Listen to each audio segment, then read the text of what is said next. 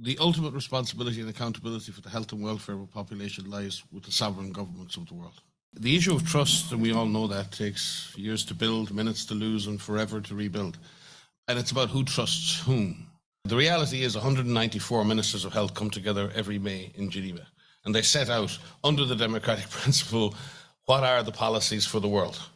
And we need to continue to invest in that. That is truly governance. Now, that needs to be adjusted and updated, but the idea that other fora in which that happens in dark rooms, where that doesn't happen transparently, where people think by the very money they have more. No, the more money you have, the more influence you have, the more you should be using that money and influence to support what we, the people, decide is the future for the earth. That's your responsibility and accountability. Yep. Use your money and put it into what we decide we want to do for ourselves, for the next generation.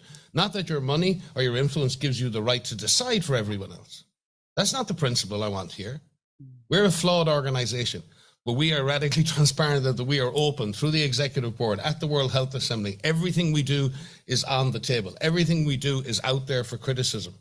I wish it were the same for other entities and institutions. And I think we should continue to be radically transparent and build that trust, right? And be prepared to be criticized. We serve. I don't serve governments. I don't serve multilateral institutions. I serve the pregnant women in Pakistan who are going to deliver in those floods over the next 6 months. 700,000 women. I serve the people who are dying today in Uganda. And I serve those frontline health workers who are going back into those Ebola treatment units. That's who I serve. And I'll be very radical in that service. And we need to be able to do that more and more. We need governments to engage and drive that. But we have to go back to that principle of service to the people we serve. We're all sitting here in this room. We're all privileged to be here. Do we understand that privilege? Do we understand the accountability that comes with that, the trust that people have put in us to be here on their behalf? And are we going to go and re-deliver that, building and continuing that trust?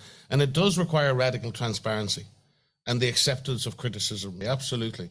But it also, I think, requires the broader multilateral system to come together and stop competing and stop neutralizing each other in these arguments consistently.